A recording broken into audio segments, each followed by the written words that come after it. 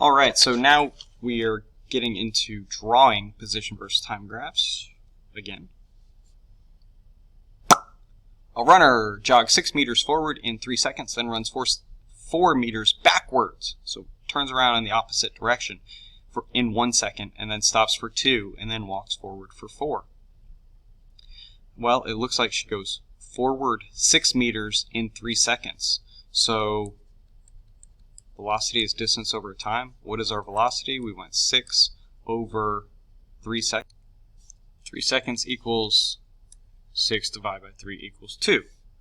Okay, so for the first 3 seconds, her velocity is 2, so we are going to rise up 1, run here. So we start out at 0, here, up 2 over 1, up 2 over 1. We should end at 6. So there's our first segment, and then runs 4 meters backwards in 1 second. So velocity over time, or distance over time, 4 meters in 1 second is going to give us a -4 because she's going backwards. So that means we're going to drop 4, 1, 2, 3, 4, and go over 1. Okay, and then stops for 2 seconds, so her position is not changing for 2 seconds. Then walks 4 meters forward in 4 seconds. 4 meters forward in 4 seconds gives us a 1 meter per second. 1 meter per second. So 1, 2, 1, 1, and 1. And then with a line, we would connect these.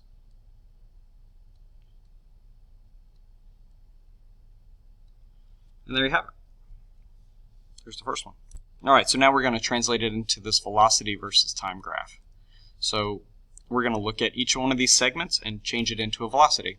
So we know for the first 3 seconds, we traveled at 2 meters per second. For the next one, we traveled at -4 meters per second.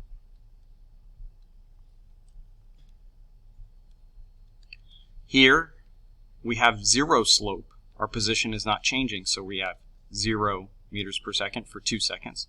And then finally, for the last 4 seconds, we went 1 meter per second. So we're going to take the 2 meters per second for 3 seconds, 2 meters per second for 3 seconds,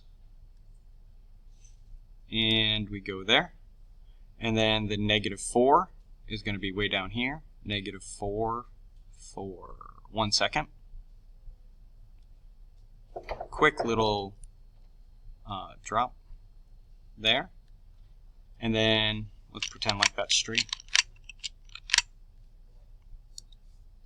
Get rid of that, and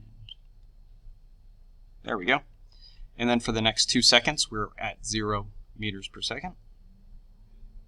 2 seconds, and then finally for the last 4 seconds, we're at +1 meter per second. 1, 2, 3, 4. All right, so you can connect these with vertical lines if you like. Not entirely necessary, but there you have it. Then for the next part, runner dashes 10 meters forward at 5 meters per second, then jogs 8 meters backwards at 2 meters per second. So using, again, the formula here, looks like we have a direction, so we're dealing with velocity, not just distance. So then velocity equals our displacement over our time interval. And if we rearrange this, if we multiply each side by delta t, then we are left with delta x equals v times delta t, right?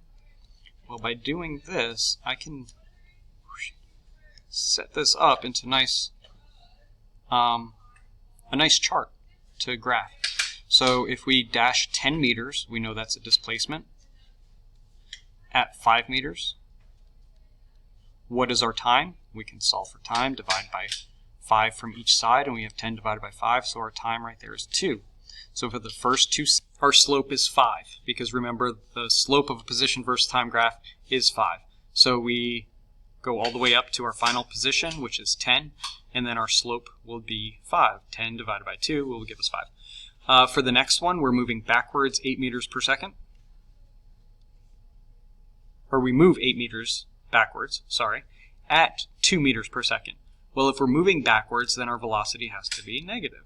So we have -2 and 8, and we're solving for time again, so -2 divided from each side will give us a +4. Good, because we can't really have a negative time, can we? No, that would be bad news. The next one is going to go for 4 seconds, and our position decreases by 8. Remember that negative just means we're moving back towards the origin.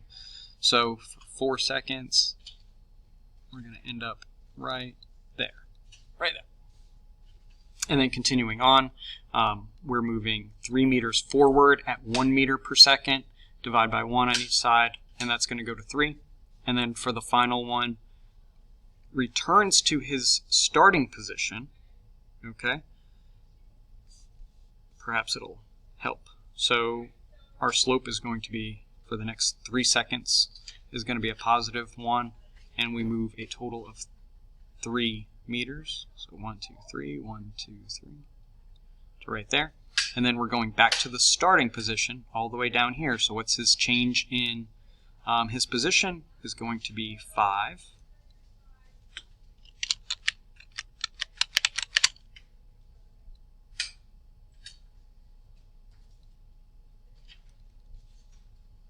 Let's see what I can do here. I'm going to put it in a different color. So 5.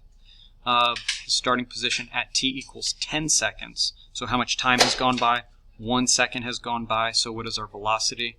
We would divide out time from each side, and his velocity is going to be -5 because he's going back down. So we can put a line in here all the way up here. And then we're going down, and then we're back up, and then back down. And that's it. That's what your graph should look like. Now we're going to translate that to a velocity versus time graph. To go from velocity versus time graph, we already have this nice data table that we made by setting up our equation like this. So, oh sorry, that was from a practice run. So we've got here, let's do green, or blue, whatever. So for the first 2 seconds, our velocity is 5. +5 for the first 2 seconds. That's a sad line. There we go. Yeah, good enough.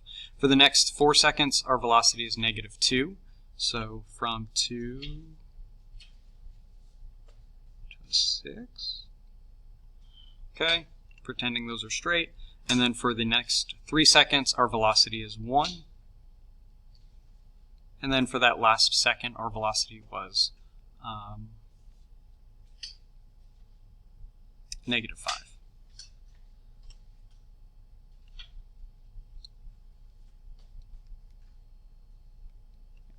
Again, you can put in vertical lines if you like. You don't have to, but if it helps you, then there we go. That's it for that one.